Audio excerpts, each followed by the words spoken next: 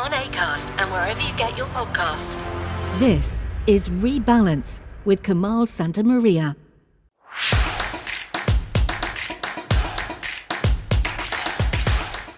Hi there, folks. Welcome back to Rebalance, where this week we are looking at Joseph Robinette Biden Jr., the 46th President of the United States, who was, unfortunately, this past week, diagnosed with stage 4 prostate cancer. It is a cancer that's been described as aggressive.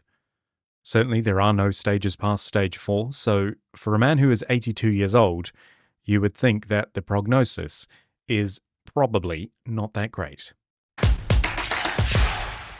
And the news of Biden's cancer came out just as he was taking a beating in the public eye because of a new book, one which recounted the inside story of the president's mental and physical decline in the last 18 months or so of his term.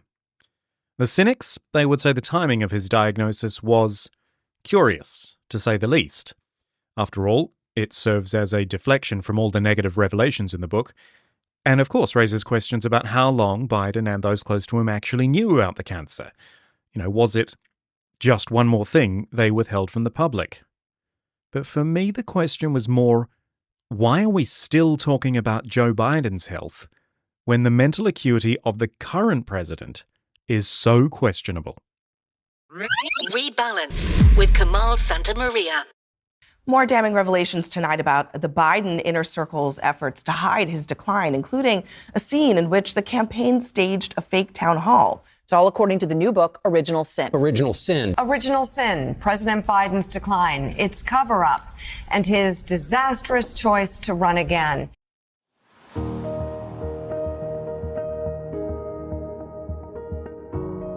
For President Joe Biden, the final ignominy was the debate. June 27, 2024, Atlanta, Georgia, around 11 and a half minutes in, after a question on the issue of national debt.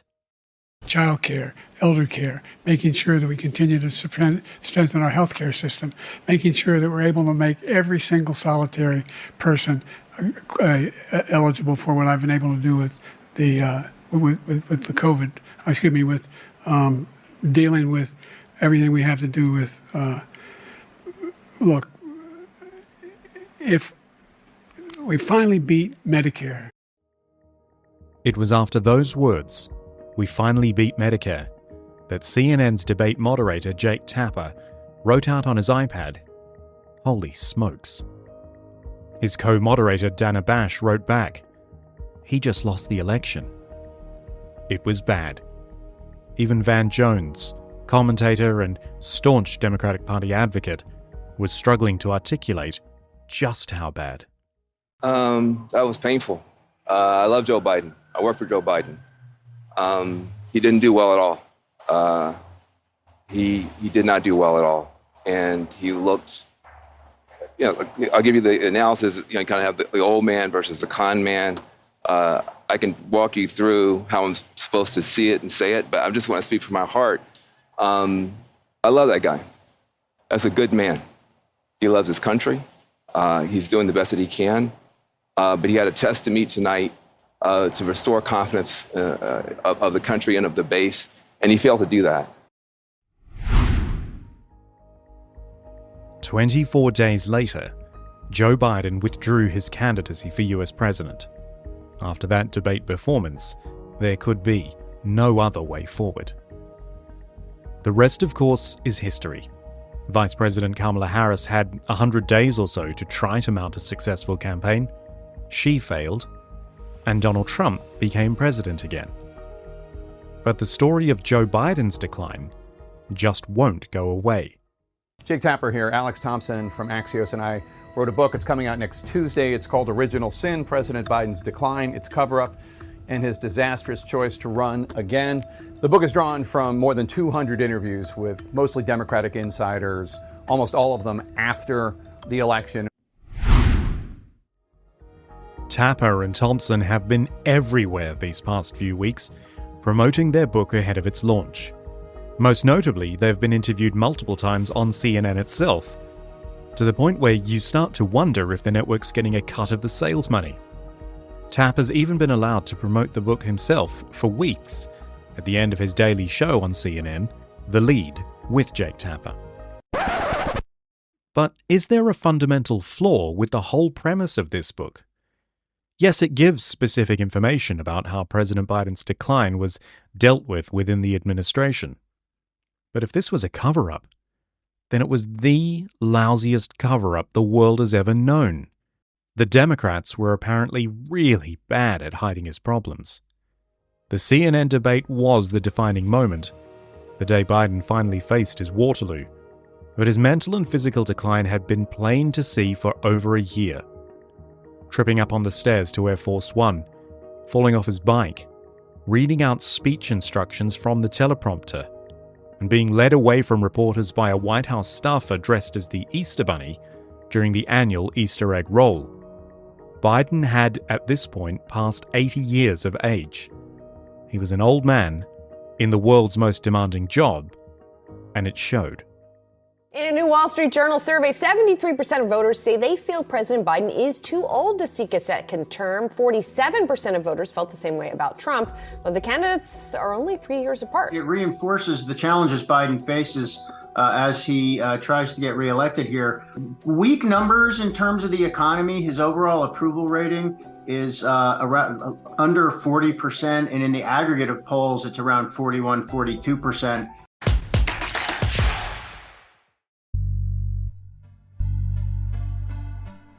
So all the focus was on a cover-up that just wasn't a cover-up.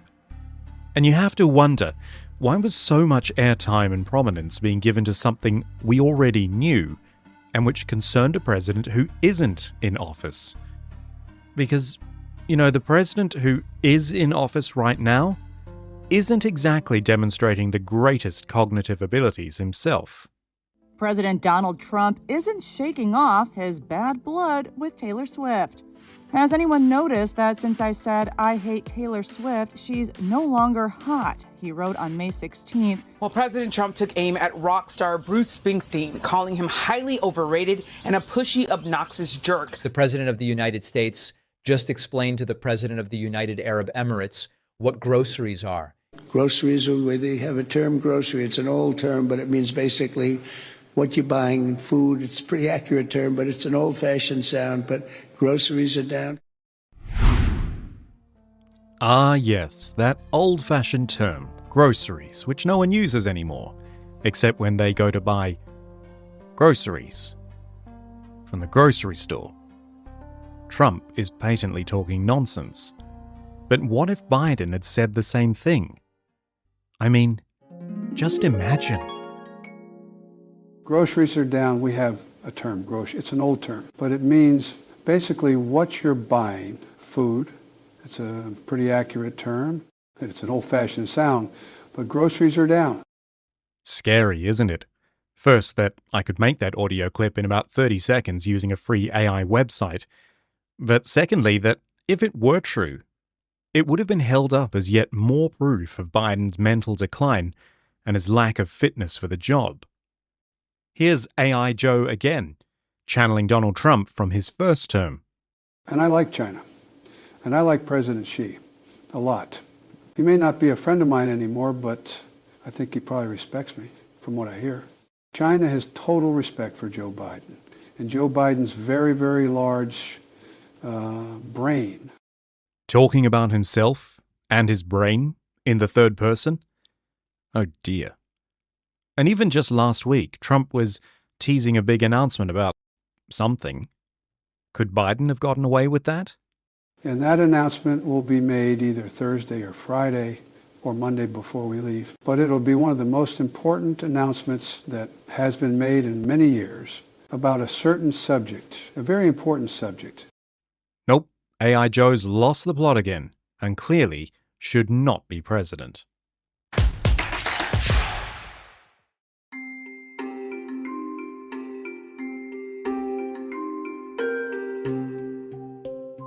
It feels like we, the public, the media, are starting to make the same mistakes made during Trump's first term. That is, normalizing what he says and does. You can't pass off his apparent mental issues as, Trump being a loose cannon who just says crazy things, but then gets so hung up on Biden's failings, especially as Biden is not the president anymore. And that's without going into the whole issue of the book, how excerpts from it have been used as, quote, breaking news on the same channel which employs one of the authors. And as Jon Stewart from Comedy Central's The Daily Show so perfectly articulated, what about all the information in the book that was saved for the book? Don't news people have to tell you what they know when they find it out? Isn't that the difference between news and a secret? You won't believe what we found out. No, that's why I'm watching. Breaking news in a week. Admittedly, the information Tapper and Thompson learned for their book was gleaned after the election, not at the time of Biden's public decline. But still, I think the lesson here is simple. Be way more concerned about the guy in the Oval Office right now, the one who'll be there for another 3.5 years, or more if he gets his way. And maybe worry a little less about the man who left that office, who left the race for that office, and who now faces a challenge that is far bigger than just politics.